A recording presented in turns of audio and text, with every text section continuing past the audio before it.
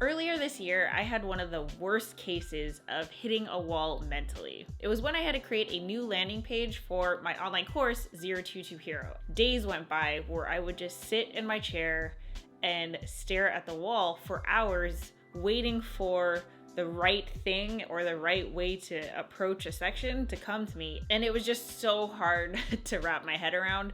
It's like I knew what I needed to do, but I wasn't sure how. But since then, I've been able to devise a protocol that's actually been really effective at helping me get unstuck, overcome a mental wall, and actually make progress towards a creative endeavor. And I wanted to share some of my best tips with you for when you find yourself feeling stuck or hitting a mental wall. The first thing I do is I consciously tell myself to throw stuff at the wall. Instead of trying to come up with the perfect idea from the get-go, I try to write down 20 ideas. For me, it's actually so much easier to edit than it is to come up with the perfect thing from the get-go. Also, you can't steer a parked car, and I truly do believe that if you just throw a bunch of ideas at the wall, it's so much easier to like head in the direction that you want to go towards, because it's so much easier to actually visualize, yes, this is a good idea, and no, this is a bad idea, versus what's the perfect idea. So for any creative anything that I do, vlogs,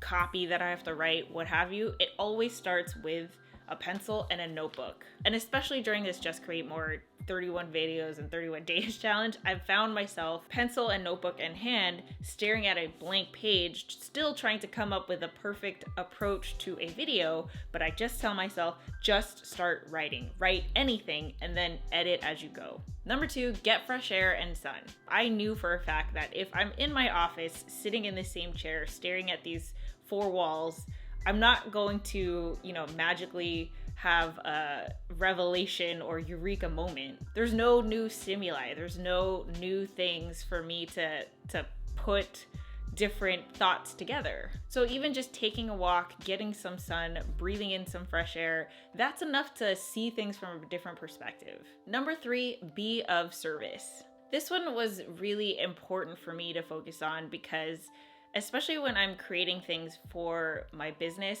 it almost feels like I'm not of value until I finish the business thing that I'm working on. And I know that's totally untrue, and that's not the mindset that I want to be in when I'm trying to create something of value. Someone doesn't have to pay for you to do what you love doing.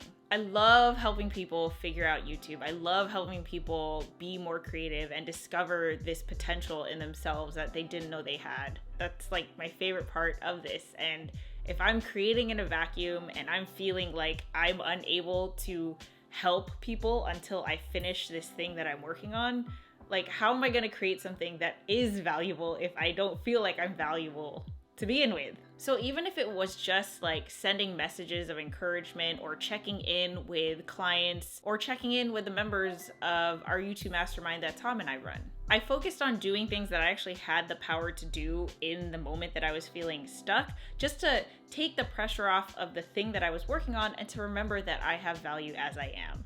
Number 4, brainstorm for something else. Creativity is a muscle, and sometimes it helps just to come up with ideas for anything to eventually come up with the ideas for the thing that I'm working on. So I'll try to problem solve for something else. I'll try to tackle a problem that's completely unrelated, or even try to see how I can help someone who is struggling with something completely unrelated. Because either way, I think the idea is to build momentum in your brain of coming up with ideas and problem solving so that you can direct that momentum to the thing that you're working on. Number 5, get a workout in. At the end of the day, I am working with a human body. I know that's obvious again, but I think that there are chemical reactions and shifts in the brain that I don't understand that I know definitely happen when you are working out or you're increasing your heart rate. When you're exerting yourself physically, there's endorphins, there's all these things that happen in your brain. And I really do believe that allows things to start moving in a way that is going to be so much more productive than sitting in your office or, in a chair trying to come up with the perfect idea. Number 6, reflect on your failures. I think a big reason for why I get stuck on things is because I have this fear of making something that isn't as good as what I want it to be. And when you think about all the times that you failed, you can see all of those failures as attempts at trying, right? At attempts of you taking a risk, of pushing yourself out of your comfort zone, of trying something new, of getting data that you can apply to the next thing. And reflecting on failures for me, I can really do this just by watching a bunch of my old vlogs. It really takes the pressure off of the thing that I'm currently working on.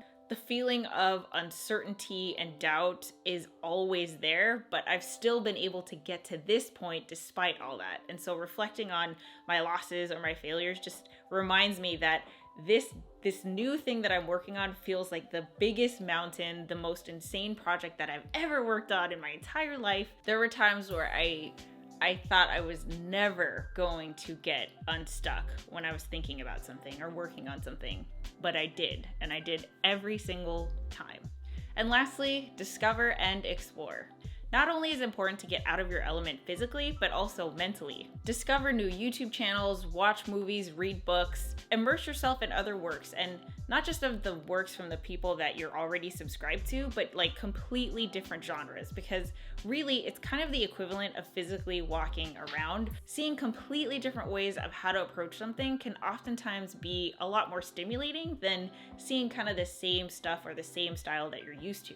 And what's great about tapping into completely different new genres and artists and different styles of doing things, it's also almost impossible for you to compare yourself, which is the thing that I struggle with. So for me, if I'm comparing my landing page to other people's landing pages or other people who are coming up with online courses, it's very easy for me to be like, oh, mine has to look like theirs, or mine won't look like theirs, or won't be good enough, or whatever. And so much of the time, you already kind of have the answer within you. So it's not about like you needing to know what it's supposed to look like. It's just being able to piece together different ideas for you to come up with a thing that only you can. Sometimes you're just missing one piece that ends up putting all of the fragments together in your mind to come up with the thing that you're going to be the most proud of. So I hope you found that helpful. And if you have a tip that's really helped for when you've hit a wall, I'd love to know. Share it in the comments. And with that said,